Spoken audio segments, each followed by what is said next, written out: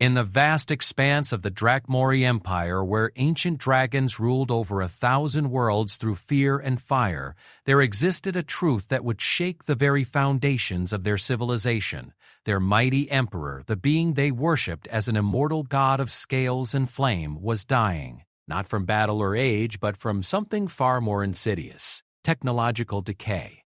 For 3 millennia, Emperor Vorthak had ruled with cybernetic enhancements that made him unstoppable. But now, as circuits failed and synthetic organs began to shut down, the greatest dragon in the galaxy faced a humiliating truth. He needed help from the very species he had conquered and enslaved. Enter Marcus Chen, a human mechanic from the outer colonies whose calloused hands and innovative mind were about to prove that sometimes the greatest power in the universe isn't magic or technology.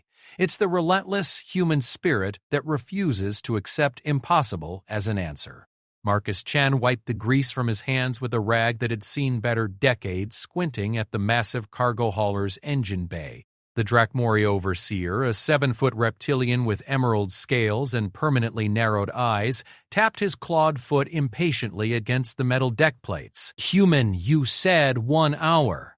"It has been 3, the overseer hissed, his forked tongue flicking out to taste Marcus's fear. What he found instead was annoyance and focused determination. "Yeah, well, your people installed this power coupling backwards," Marcus replied without looking up. "I'm not fixing your mistake in record time just so you can blame me when it fails again next week." The overseer's hand moved to the shock baton at his belt. In the Drakmori Empire, humans didn't speak to their betters with such disrespect, but Marcus Chen had earned a reputation across 3 star systems as the only mechanic who could make their ancient human-built ships run like new. Even the Drakmori needed him more than their pride could admit. Marcus had been working in the shipyards of Kepler Station since he was 16, learning his trade from his father before the old man died of lung rot from breathing too much recycled air. Now at 32, Marcus could diagnose engine problems by sound alone and fix them with whatever scrap materials he could find. It was a skill that kept him alive in a galaxy where humans were considered little more than clever pets. "There," Marcus said, stepping back as the engine hummed to life with a deep, satisfied purr. "Your hauler will run another 50,000 light-years before it needs major maintenance. Maybe more if your pilots stop redlining the hyperdrive."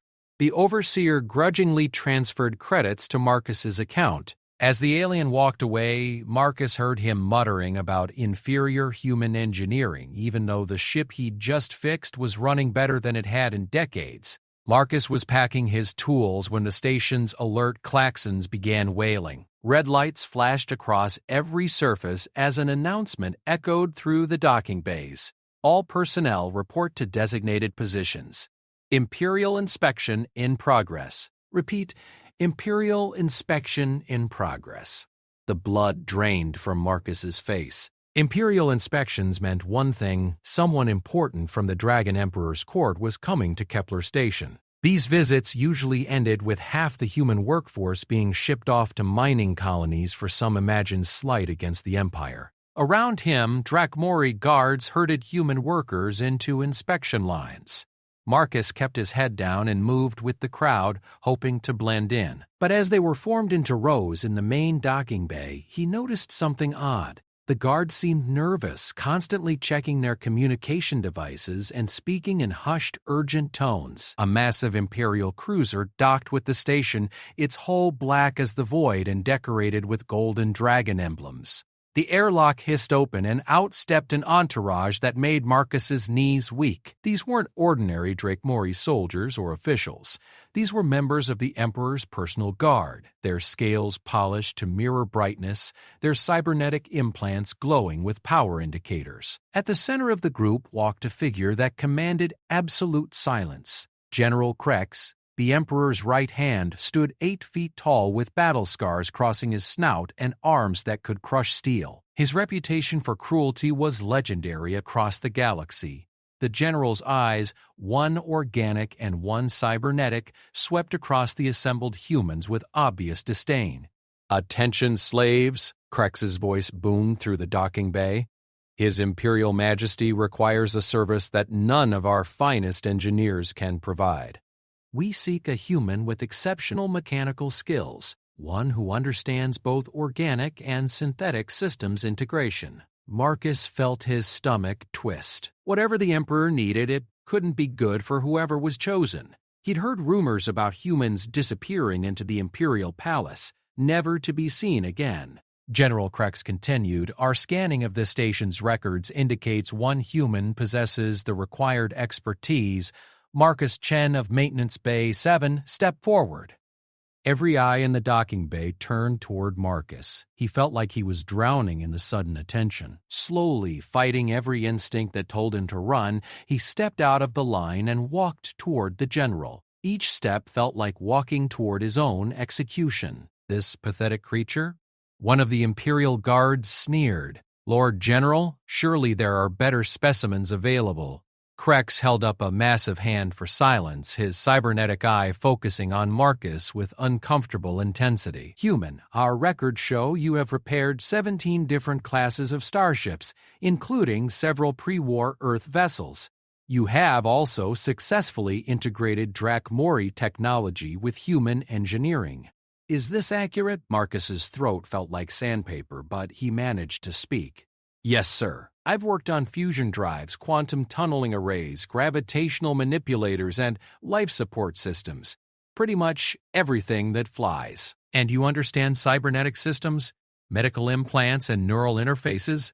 This question sent ice through Marcus's veins. I've done some work on artificial organs and prosthetics, mostly when crews couldn't afford proper medical facilities." General Krex's scarred lips pulled back in what might have been a smile on a friendlier face.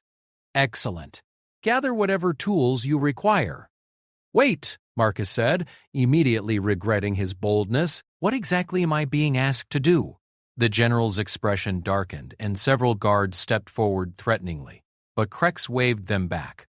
"You will learn when you need to know, human. For now, understand this. You have been chosen to serve the Empire directly. Failure is not an option, but success," the general paused meaningfully, "success could elevate your entire species." As Marcus was escorted to gather his tools, his mind raced with possibilities. What could the mighty Drakmori Empire possibly need from a human mechanic that their own engineers couldn't provide? The dragons had conquered half the galaxy with their advanced technology and overwhelming firepower. What problem could they have that required human ingenuity to solve? The answer, Marcus would soon discover, lay at the very heart of the Empire itself. Emperor Borthak, the immortal dragon who had ruled for 3,000 years, harbored a secret that could bring down his entire civilization. A secret that only human hands might be skilled enough to fix. The Imperial cruiser's docking clamps engaged with a thunderous clang that echoed through Kepler Station. As Marcus was led aboard the most luxurious and terrifying ship he'd ever seen, he couldn't shake the feeling that his life had just taken a turn from which there would be no return. The ship's interior was a marvel of engineering and artistry. Corridors, wide enough for dragons to walk side by side, were lined with holographic displays showing the vast extent of the Empire. Gravity generators hummed with perfect efficiency, and the air itself seemed to sparkle with microscopic particles that Marcus suspected were some kind of atmospheric enhancement system. He was given quarters that were larger than his entire apartment back on Kepler Station. The bed alone could have housed 3 humans comfortably, and the viewing port showed the stars wheeling past as they jumped to hyperspace.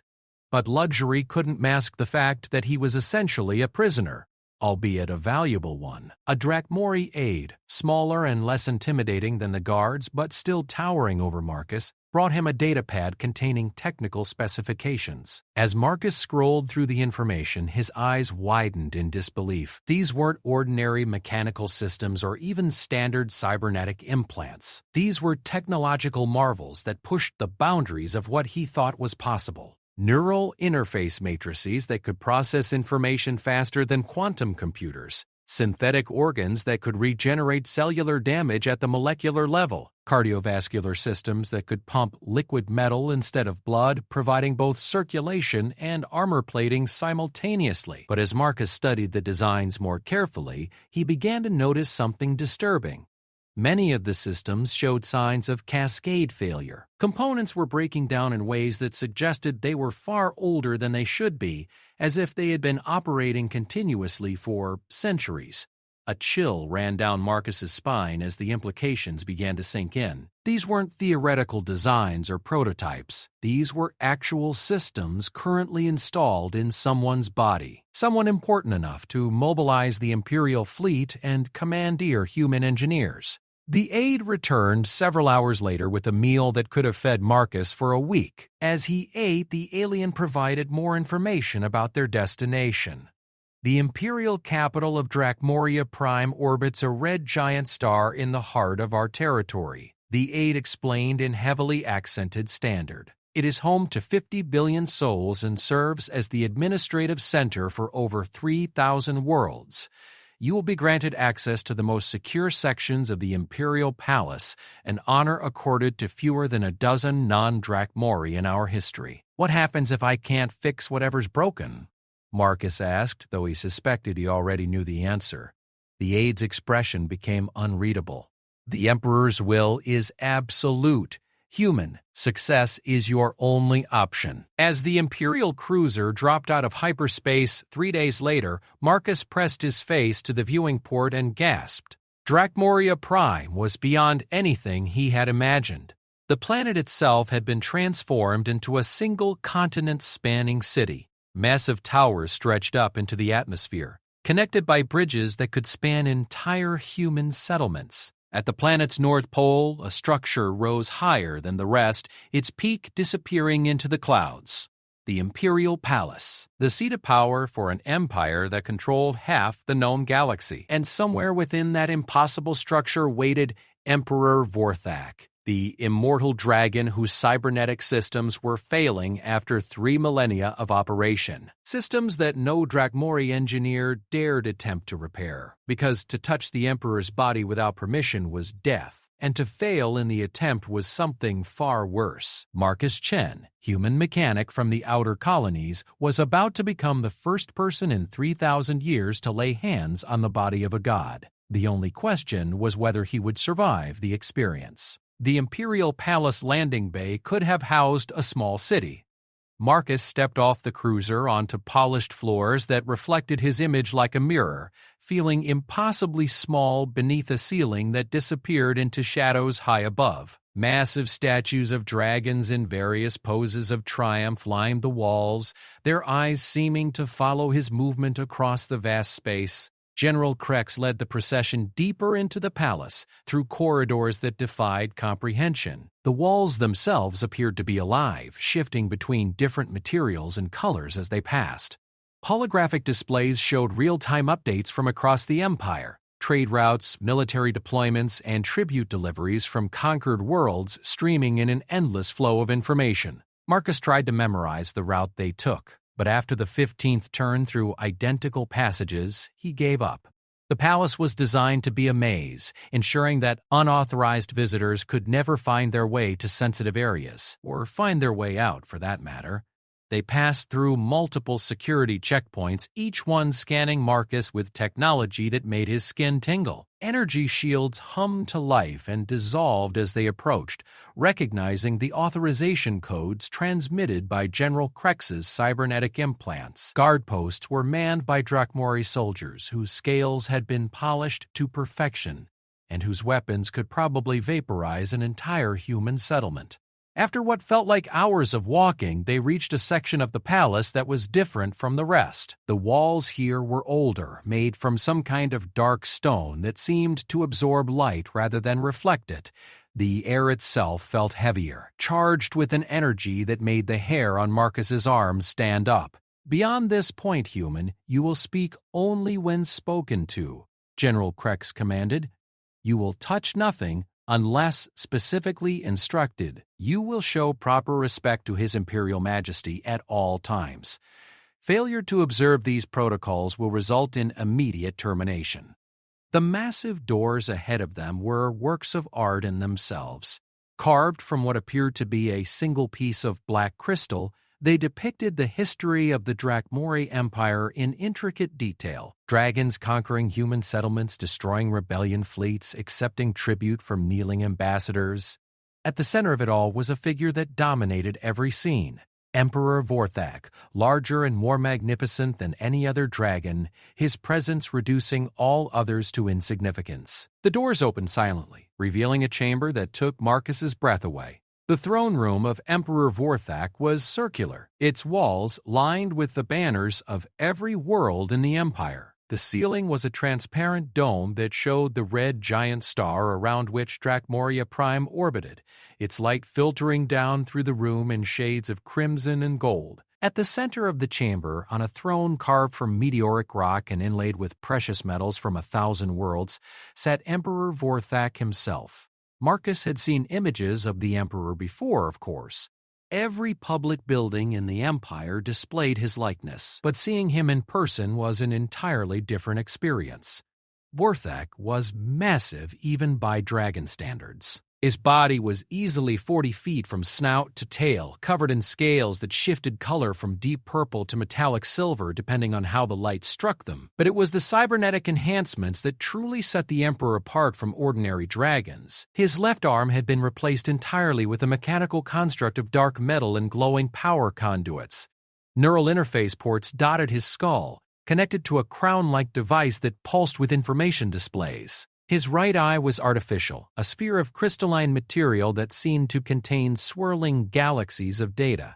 As Marcus approached the throne, following General Krex's lead, he began to notice details that the official portraits never showed. Some of the Emperor's scales looked dull, almost gray. The mechanical arm moved with subtle hitches that suggested worn servos. Most telling of all, the neural crown's displays flickered occasionally, as if struggling to maintain stable connections. Emperor Vorthak's organic eye fixed on Marcus with an intelligence that was both ancient and terrifyingly sharp. When he spoke, his voice resonated through the chamber like distant thunder.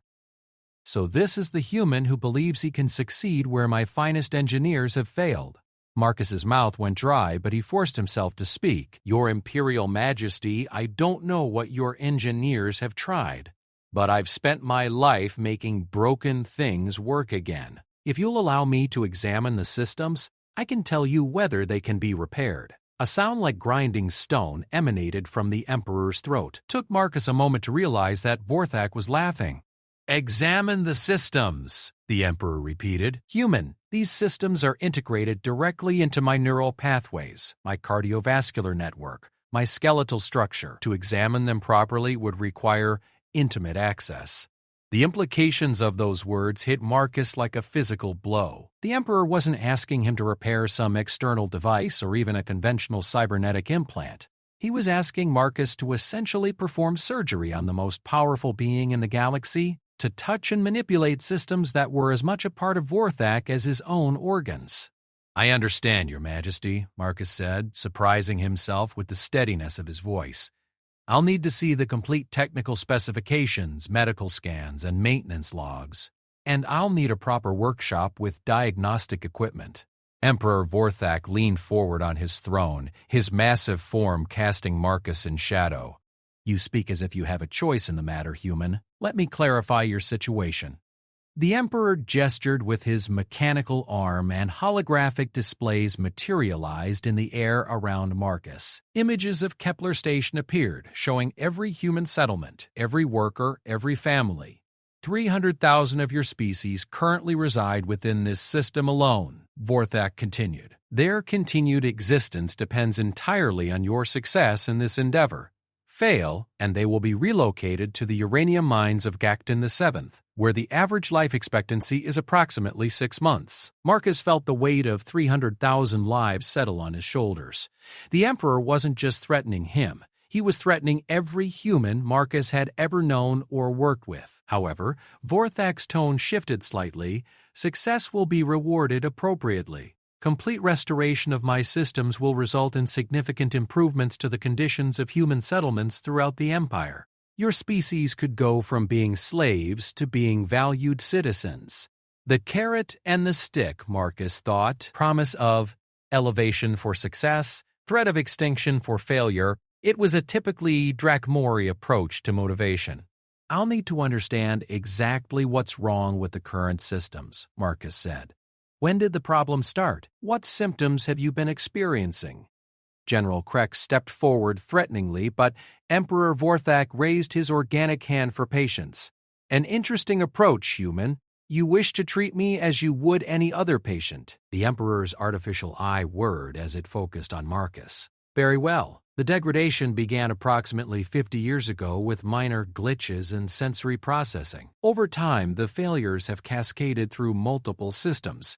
My mechanical arm now operates at 60% efficiency. The neural crown experiences data corruption that grows worse each year. Most concerning of all, the synthetic organs that regulate my metabolism are showing signs of imminent failure. Marcus processed this information, his mind already working through possible causes and solutions. Your Majesty, these systems have been operating for how long? 3,417 years, 8 months, 12 days. Marcus nearly choked. Even the most advanced human cybernetics were designed for maybe a century of continuous operation before requiring major overhauls. The fact that Drakmori technology had lasted 30 times longer was incredible. But it also meant that the Emperor was dealing with component fatigue on a scale that no one had ever encountered before.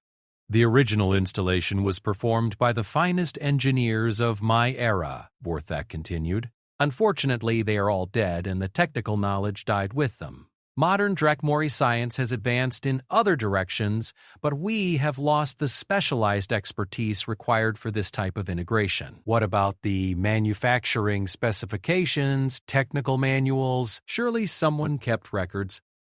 Emperor Vorthak's expression darkened. The engineers who created these systems were eliminated upon completion of the project. They knew too much about my vulnerabilities. The records were classified beyond the highest levels of Imperial security, and the storage facility was destroyed in a rebellion 3 centuries ago. Marcus felt a chill as he realized the full scope of the challenge. He wasn't just being asked to repair advanced alien technology, he was being asked to reverse engineer systems that were beyond anything his species had ever created, with no documentation, no support, and no room for error. I'll need to see the systems directly, Marcus said. Visual inspection, sensor scans, direct interface access. And I'll need a team of assistants and full access to Imperial technical databases. Assistants? General Krex snorted. Human, you will work alone. No other being will be granted access to His Imperial Majesty's person. Then you're setting me up to fail, Marcus replied flatly. These systems are too complex for one person to fully understand, especially working from scratch. I need help. Emperor Vorthak considered this for a long moment. You may select 3 assistants from among your own species. They will be brought here under the same conditions as yourself. Their lives, like yours, will depend on success. Marcus felt the burden grow even heavier. Now he would be responsible not only for the lives of everyone on Kepler Station, but for whatever friends or colleagues he chose to bring into this nightmare. I'll also need time, Marcus continued. This isn't something that can be rushed. We're talking about systems that have been operating for millennia. Understanding how they work, why they're failing, and how to fix them could take months. You have 60 days, Emperor Vorthak declared. If significant progress has not been made by then, the mining colonies will receive new shipments of human workers. 60 days to reverse engineer alien technology that was older than human civilization. 60 days to repair systems that kept a god emperor alive. 60 days to prove that human ingenuity could succeed where the greatest minds of the Drakmori Empire had failed. Marcus looked up at Emperor Vorthak, at the failing systems that kept the most powerful being in the galaxy functioning, and made the only choice he could. I'll do it, he said. But I do it my way, with my people using human methods. And when we succeed, I want your promise that the working conditions and legal status of humans throughout the Empire will be improved. Emperor Vorthak's lips pulled back in a smile that revealed teeth like crystalline daggers. Agreed, human, but understand this. If you fail, your species will pay a price that will echo through the ages.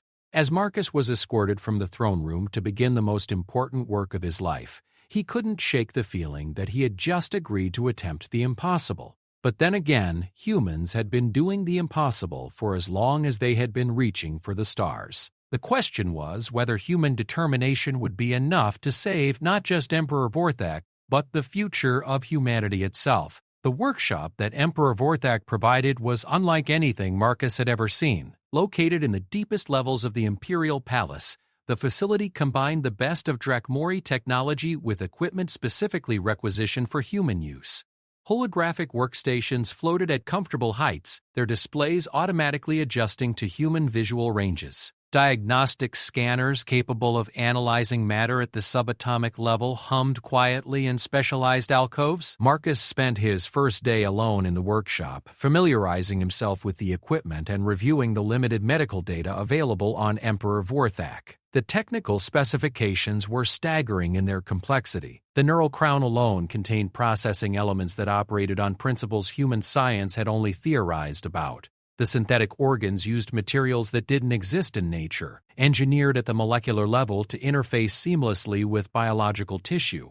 On the second day, his assistants arrived. Marcus had chosen carefully. Sarah Kim had been the chief medical technician aboard the hospital ship Mercy's Flight before it was captured by Drakmori forces 5 years ago. Her experience with both human and alien physiology made her invaluable for understanding the biological integration aspects of the Emperor's systems. David Rodriguez was a systems specialist who had worked on the generation ships that carried humans to the outer colonies. His expertise lay in understanding how different technological systems could be made to work together, often using improvised solutions that somehow outperformed the original designs. The third choice had been the most difficult. Marcus had selected Elena Vasquez, a young engineer who specialized in nanotechnology and materials science. She was brilliant, innovative, and fearless when it came to tackling seemingly impossible problems. She was also only 24 years old, and Marcus felt the weight of responsibility for bringing someone so young into such a dangerous situation. The three humans stood in the workshop still wearing the simple gray uniforms they had been issued aboard the transport ship. Like Marcus, they were struggling to process the magnitude of what they had been asked to do. "Let me make sure I understand this correctly," Sarah said, her voice tight with controlled fear. "We're supposed to perform maintenance on cybernetic systems that are integrated directly into Emperor Vorthak's body. The same Emperor Vorthak who has been known to execute people for looking at him wrong." "That's the basic idea," Marcus replied, "except the systems are 3,000 years old. We have no documentation, and failure means the extinction of every human in this star system." David laughed, but there was no humor in it. "Well, when you put it like that, it sounds easy." Elena had been examining the technical displays, her young face pale but determined. "Marcus, these readings show cascade failures across multiple integrated systems. This isn't just maintenance, this is complete reconstruction. Some of these components need to be replaced entirely. Which brings us to our first major problem," Marcus said. "The materials used in these systems don't exist anywhere in current Imperial technology. The original manufacturing processes were lost centuries ago." Sarah pulled up a holographic display showing the Emperor's cardiovascular enhancements. "This synthetic heart valve is made from what the scans identify as programmable matter. I've never even heard of anything like that." "It's theoretical in human science," Elena said, her excitement momentarily overcoming her fear. "Matter that can be reconfigured at the molecular level through applied energy fields. But actually creating it would require manufacturing capabilities that we don't have." Marcus had been thinking about this problem since his first meeting with Emperor Vorthak. "We can't recreate the exact materials, but maybe we don't need to. Human engineering has always been about finding alternative solutions. We make things work with whatever we have available." David nodded slowly. "Like when the colony ships started failing and we had to jury-rig everything with spare parts from different systems. It wasn't elegant, but it worked. Exactly. We approach this like any other repair job, just on a much larger scale. We identify what each system is supposed to do, figure out why it's not doing it anymore, and then find a way to make it work using materials and methods we actually understand. Over the next week, the team began the painstaking process of analyzing Emperor Vorthak's condition in detail. They worked in shifts, with 2 people always present in case emergency assistance was needed. The workshop never truly slept, and neither did they. The neural crown proved to be the most fascinating and terrifying component. Elena discovered that it was essentially a quantum computer integrated directly into the Emperor's brain, allowing him to process information from across the entire empire simultaneously. The device could monitor billions of data streams in real time, coordinate military operations across multiple star systems, and maintain perfect recall of every decision made during 3 millennia of rule. But the quantum processors were degrading, their coherence matrices becoming unstable. The result was data corruption that manifested as memory gaps and processing delays. For a being who had ruled through perfect information control, these failures represented an existential threat to his power. The quantum entanglement chambers need to be completely rebuilt, Elena reported after 3 days of analysis. But the materials required literally don't exist anymore. The manufacturing process required access to controlled temporal fields that we can't reproduce. What if we don't try to reproduce the quantum processing? Sarah suggested. What if we create a hybrid system that uses conventional computer elements to supplement the remaining quantum components? David looked up from his analysis of the mechanical arm systems, like a prosthetic for a computer. Use human neural interface technology to bridge the gaps? Marcus felt excitement building as he saw where this was heading. We create a translation layer.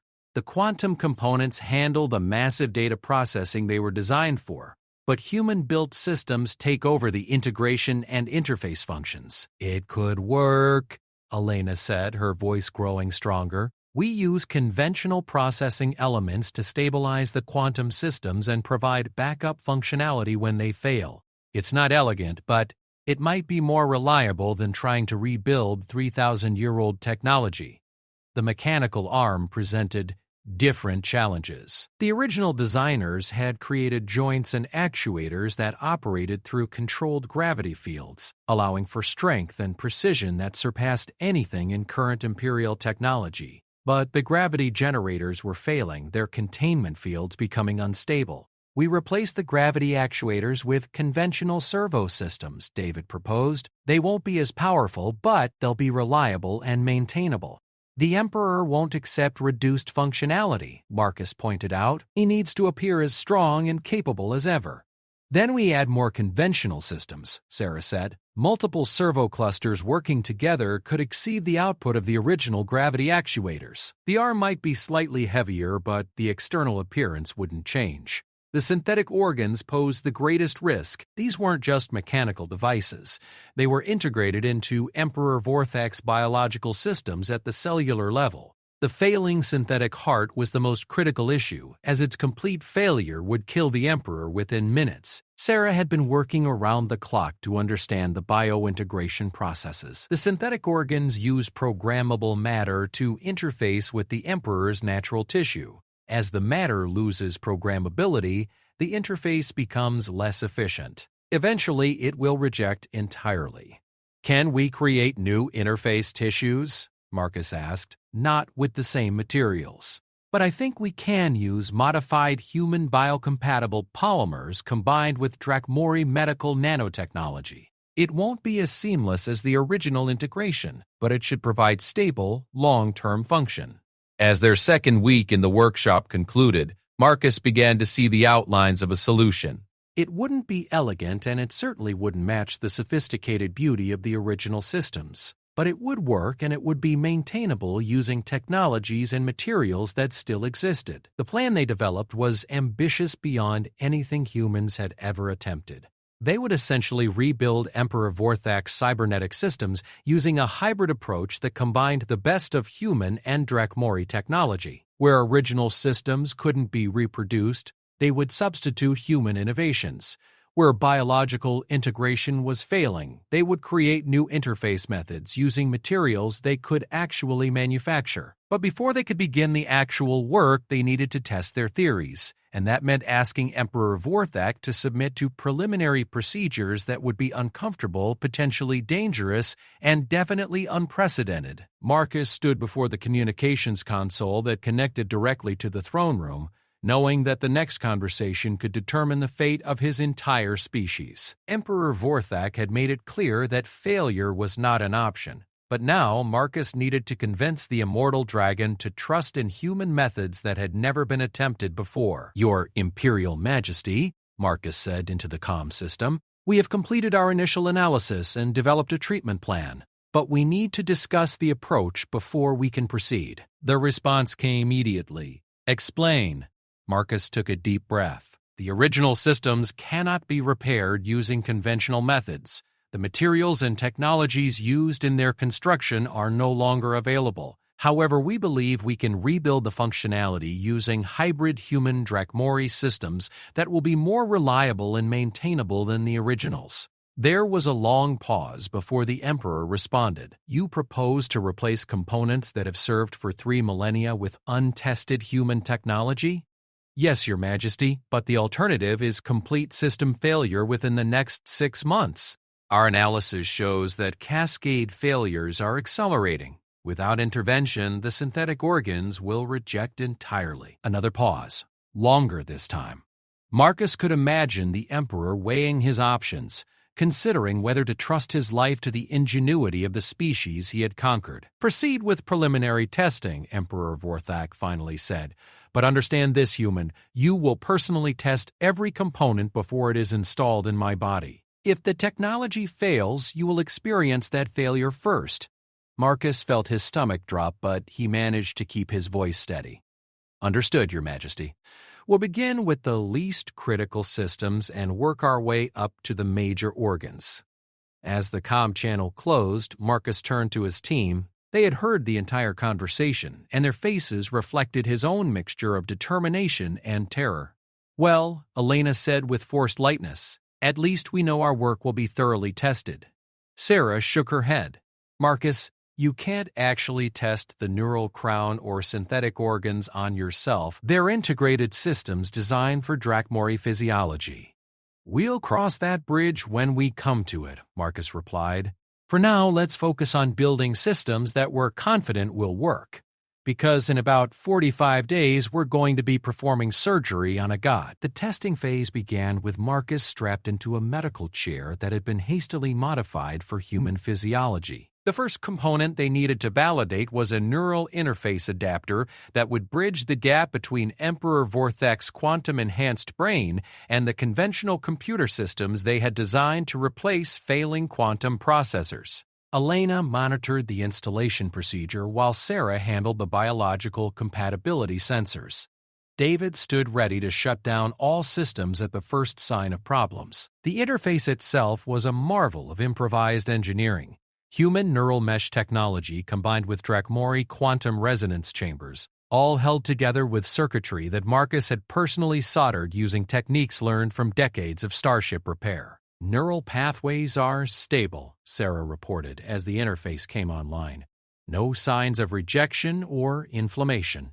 Marcus felt a strange sensation, as if his thoughts were echoing in a vast chamber. Information began flowing into his consciousness at rates that should have been overwhelming, but the interface automatically regulated the data stream to match human processing capabilities. "I can feel it working," Marcus said, his voice filled with wonder. "It's like having access to a library that spans the entire galaxy." For 30 minutes, he remained connected to a limited version of the Imperial database, experiencing the flow of information that Emperor Vorthak processed continuously. When they finally disconnected the interface, Marcus understood both the intoxicating power of the technology and the devastating impact its failure would have on the Emperor. "The good news is that it works," Marcus told his team. "The bad news is that I can see why the Emperor needs these systems." Ruling an empire of 3,000 worlds requires information processing capabilities far beyond normal biological limits. The mechanical arm components proved easier to test, though no less dangerous. Marcus spent 2 days wearing a scaled-down version of the enhanced limb, learning to control servo systems that could crush steel or handle objects with microscopic precision. The strength was intoxicating, but the real breakthrough was in the control systems. Human neural patterns, they discovered, were actually more adaptable to the hybrid mechanical interfaces than original Drakmori designs. We might be onto something bigger than just fixing the Emperor, David observed as Marcus demonstrated the arm's capabilities. These hybrid systems could revolutionize cybernetic technology across the galaxy. But it was the synthetic organ testing that pushed the limits of what Marcus was willing to endure for his species. The synthetic heart valve they had designed needed to be tested in a living cardiovascular system, and the only one available belonged to Marcus himself. "This is insane," Sarah protested as they prepared for the procedure. "We can't install alien cardiac equipment in a human heart, even temporarily." "It's a modified human design using Drakmori materials," Marcus replied, though his voice betrayed his own fear. "The biocompatibility tests were successful, and we need to know that it works before we install it in the Emperor." The surgical procedure took 6 hours. Using a combination of human medical techniques and Drakmori nanotechnology, they temporarily replaced one of Marcus's natural heart valves with their hybrid design. For 3 days, he lived with synthetic components regulating his blood flow, monitoring every heartbeat to ensure the technology functioned properly. The valve worked flawlessly, but more importantly, it proved that their bio-integration approach was sound. The interface between human biocompatible polymers and Drakmori medical nanotechnology created a stable, long-term connection that could be maintained using conventional medical techniques. "It's actually better than the original design in some ways," Elena noted as they analyzed the test results. "More robust, easier to maintain, and completely compatible with modern medical monitoring systems." With successful tests of their major system components complete, Marcus faced the greatest challenge yet: convincing Emperor Vorthak to undergo the first phase of his reconstruction. They had 28 days remaining in their deadline, and the actual surgical procedures would require weeks to complete safely. The meeting was held in the Emperor's private chambers, a space that Marcus had never seen before. Unlike the formal grandeur of the throne room, these quarters revealed aspects of Vorthak's personality that the public never witnessed. Ancient books lined the walls, their pages containing the history and literature of worlds that had existed before the Empire. Holographic art pieces from dozens of different species created a museum of conquered cultures. Emperor Vorthak himself appeared smaller in this intimate setting, though no less imposing. The failing systems were more obvious here, away from the throne room's dramatic lighting. His mechanical arm moved with visible hesitation, and the neural crown's displays flickered more frequently than ever. "Explain the procedure," the Emperor commanded, settling on to a resting platform that accommodated his massive form. Marcus activated a holographic display showing the step-by-step reconstruction plan. "We'll begin with the neural crown, as it's the most critical system and the one showing the most severe degradation. The existing quantum processors will be stabilized and supplemented with hybrid conventional systems that can handle overflow processing and provide backup functionality. How long will I be incapacitated? The neural work will require you to be unconscious for approximately 18 hours. We can't risk disrupting your brain functions while the new systems integrate." Emperor Vorthak's organic eye fixed on Marcus with uncomfortable intensity. 18 hours during which I will be completely vulnerable. You understand the implications? Marcus nodded. General Krex will need to maintain operational security throughout the procedure. From the Empire's perspective, you'll be in deep meditation and cannot be disturbed. And if something goes wrong during those 18 hours, then we all die together, Your Majesty. But the systems will work. We've tested every component thoroughly. The Emperor was quiet for a long moment, considering options that Marcus couldn't imagine. Finally, he spoke. The mechanical arm will be reconstructed first. It is less critical to my survival, and the procedure can be performed while I remain conscious. If your methods prove successful there, we will proceed with the neural crown. Over the next week, they prepared for the first surgical procedure in the Empire's history to be performed by humans on a Drakmori, much less the Emperor himself. The palace's medical bay was reconfigured with human-scale equipment, and security protocols were established that would have impressed a military installation. The day of the surgery, Marcus stood beside Emperor Vorthak's massive form as the anesthesia took effect in the Emperor's mechanical arm. For the first time in 3,000 years, the limb that had crushed rebellions and signed the fates of countless worlds lay completely still, beginning removal of the original gravity actuators, Marcus announced to his team, and the recording systems that would document every moment of the procedure. What followed was 6 hours of the most delicate and precise work any of them had ever performed. The original systems had been integrated so seamlessly with the Emperor's natural biology that separating them required techniques that bordered on artistic. Every cut had to be perfect, every connection preserved exactly, every component removed without damaging surrounding tissues. But as they worked, Marcus began to understand something that changed his entire perspective on the Emperor and the Empire itself. The scars and integration points told a story of desperate necessity rather than casual enhancement. Emperor Vorthak hadn't chosen to become a cyborg. He had been forced into it by injuries so severe that organic healing was impossible. "Sarah, look at this." Marcus called his medical specialist over to examine the shoulder integration point. "This isn't elective surgery. These are trauma repairs." Sarah studied the tissue interfaces with growing amazement. "Marcus, these injuries would have been fatal. The original organic arm was completely destroyed, probably in some kind of energy weapon attack. The neural crown covers what looks like severe head trauma. And the cardiovascular work, someone's entire chest cavity was rebuilt. As they installed the new servo clusters and control systems, Marcus realized they weren't just repairing a tyrannical emperor's enhancements. They were healing wounds that had been carried for 3 millennia, restoring function that had been lost in whatever catastrophic battle had nearly killed Vorthak at the dawn of his reign. The new mechanical arm came online with smooth, precise movement that surpassed the original's degraded performance. Emperor Vorthak flexed his fingers experimentally, and Marcus could see satisfaction in the dragon's organic eye. "The strength is greater than before," Vorthak observed, lifting a piece of furniture that would have required several humans to move. "And the precision." He picked up a datapad and manipulated it with delicate control that would have been impressive in organic fingers. "The hybrid systems are actually more capable than the originals," Marcus explained. "Human engineering focuses on reliability and maintainability.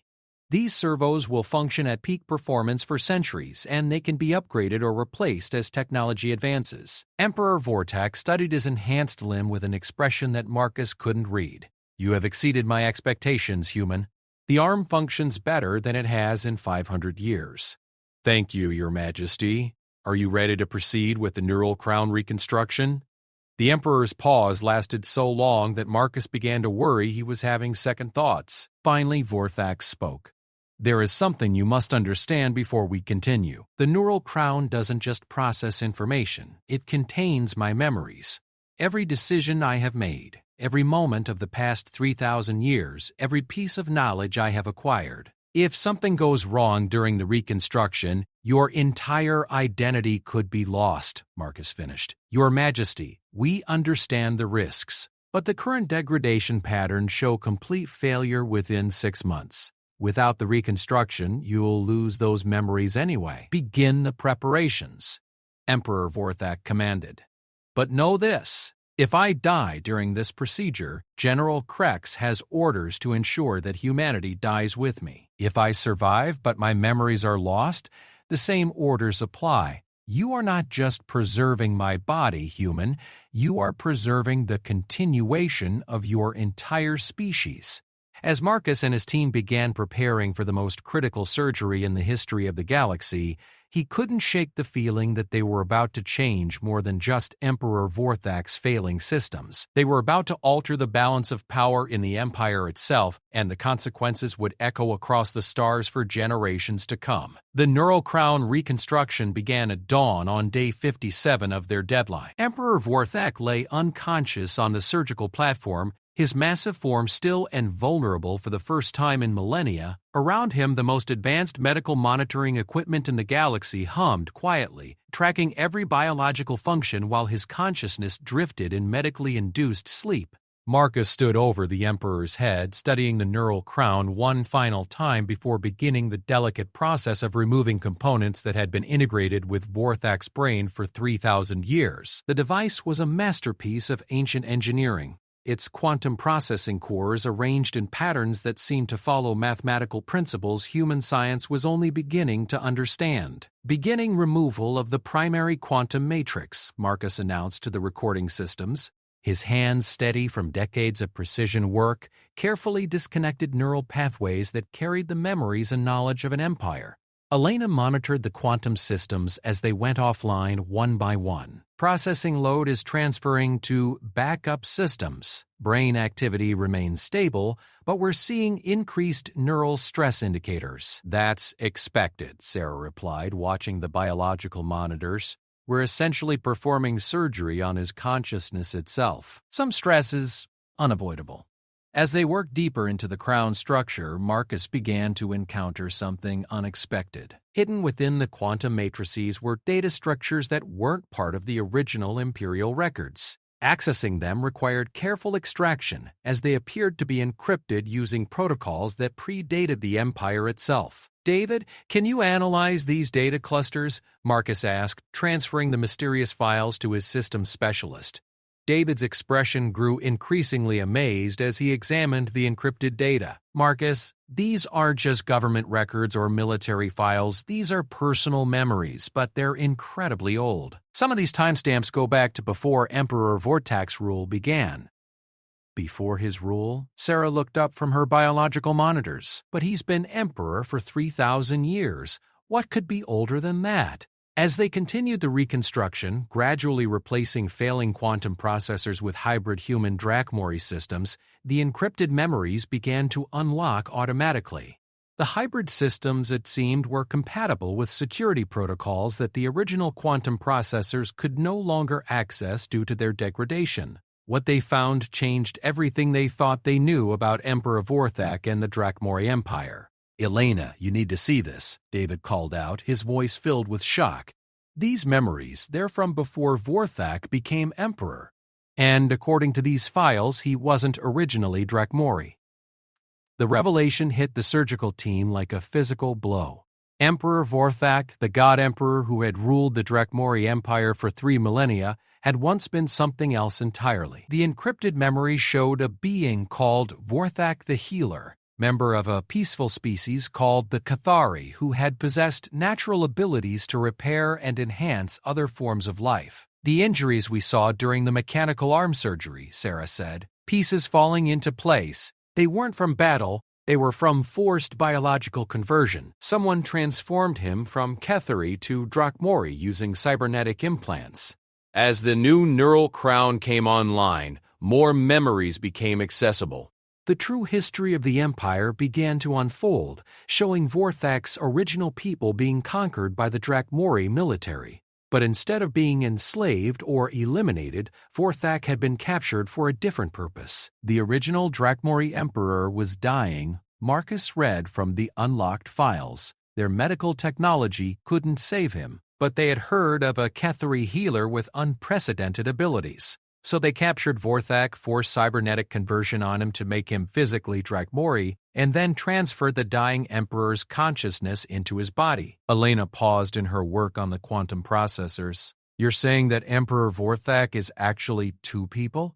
The original Cathari healer and the consciousness of a Drachmori tyrant merged together. Not merged, David corrected, diving deeper into the files. The Drachmori consciousness was installed as the dominant personality, but Vorthak's original mind was suppressed, not eliminated. It's been there all along. trapped beneath the imposed imperial identity. As they installed the final components of the hybrid neural crown, Marcus realized they faced a choice that would determine the future of the galaxy. The new systems were designed with human neural interface technology, which operated on principles of mental flexibility and adaptive thinking, rather than rigid hierarchical processing. If they activated the crown using human protocols, it might unlock Vorthak's suppressed consciousness along with the Imperial One. "We could free him," Sarah whispered, understanding the implications. "After 3,000 years of being a prisoner in his own mind, we could give Vorthak back his original identity, and potentially destabilize the entire empire in the process," Marcus replied grimly. "If the Emperor's personality changes dramatically, it could trigger civil wars across 3,000 worlds, but as they prepared to bring Emperor Vortak's consciousness back online, the choice was taken out of their hands. The hybrid neural crown, designed with human adaptability principles, automatically began integrating both consciousness layers as it came online. For the first time in 3 millennia, Vorthak the Healer and the Drakmori Emperor would exist as a unified being. The Emperor's organic eye opened slowly, focusing on Marcus with an expression that was both familiar and completely different. When he spoke, his voice carried harmonics that hadn't been there before. "I remember," Vorthak said simply. "I remember everything. Both lives, both identities, 3,000 years of imprisonment, and the life that came before." Marcus held his breath, unsure whether they had just saved the galaxy or doomed it. "How do you feel, Your Majesty?" Vorthak sat up slowly, his massive form moving with fluid grace that seemed more natural than his previous mechanical precision. "I feel complete. For the first time since the conversion, I am whole." The implications of this transformation became clear over the following days. Emperor Vorthak retained all of his imperial knowledge and authority, but now it was tempered by the compassion and healing instincts of his original Cathari nature. He began issuing orders that shocked the imperial administration: improved conditions for slave species, medical aid for conquered worlds, and the establishment of councils that included representatives from non-Drakmori populations. "The empire has been built on a foundation of fear and oppression," Vorthak explained to Marcus during their final meeting. "But my original people knew that sustainable civilizations require cooperation and mutual benefit. I intend to transform this empire into something that serves all its citizens, not just the Drakmori elite." Marcus and his team were granted honors unprecedented in imperial history. They were declared citizens of the empire, a status that had never before been given to humans. More importantly, they had secured a promise that human settlements throughout imperial space would be granted self-governance and technological assistance to improve their living conditions. But the greatest change was in Emperor Vorthak himself. The synthetic organs they had installed functioned perfectly, but more than that, they had given him a new lease on life that extended far beyond mere physical health. The hybrid systems, maintainable with current technology and upgradable as science advanced, meant that Vorthak could continue to rule and guide the transformation of the Empire for millennia to come. As Marcus prepared to return to Kepler Station, Elena made an observation that would prove prophetic. "We didn't just fix his cybernetics," she said. "We gave him back his soul, and now he's going to use it to remake an entire galaxy." The changes began immediately. The mining colonies were converted to research stations. Slave populations were granted citizenship and education opportunities.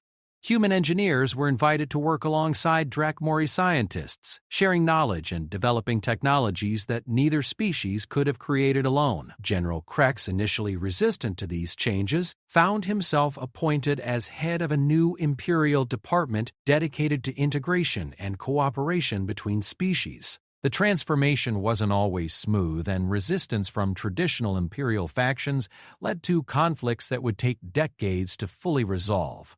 But Marcus Chen, the human mechanic who had been dragged from a repair bay on Kepler Station to save a dying god emperor, had accomplished something that no military force or political revolution ever could. He had proven that human ingenuity, compassion, and determination could not only match the greatest achievements of alien civilizations, but could help those civilizations become something better than they had ever been before. Years later, when historians wrote about the transformation of the Drakmori Empire into the Galactic Cooperative, they would mark the beginning of the change as the moment when Emperor Vorthak's cybernetic systems were rebuilt by a human engineering team. But those who were there knew the truth. The real transformation had begun the moment Marcus Chen looked at a dying tyrant and saw not an enemy to fear, but a patient who needed healing. The galaxy was vast, full of wonders and terrors beyond human imagination. But in that vastness, humanity had found its place not as conquerors or subjects, but as healers and builders who could see possibilities where others saw only problems. And sometimes that was enough to change the course of history itself. Emperor Vorthak ruled for another 1,000 years after his reconstruction, transforming the empire into a confederation of species working together for mutual benefit and exploration. When he finally chose to step down and live quietly as a healer once again, the galaxy he left behind was a place where the phrase "more than metal" had become synonymous with the human approach to solving impossible problems with nothing but determination, ingenuity, and an unshakable belief, no matter how different or powerful, deserved a chance at redemption. Marcus Chen returned to Kepler Station as a hero, but more importantly as proof that humanity's greatest strength had never been their technology or their weapons. It was their ability to see beyond the surface of things, to find the person within the monster, and to build bridges where others saw only walls. In a galaxy full of beings who could destroy worlds or command armies, humans had found their calling as the species that could fix what was broken and heal what was wounded, and that, perhaps, was the most human thing of all. More than metal, a human mechanic rebuilt the Dragon Emperor himself. Part 2, HFY Sci-Fi.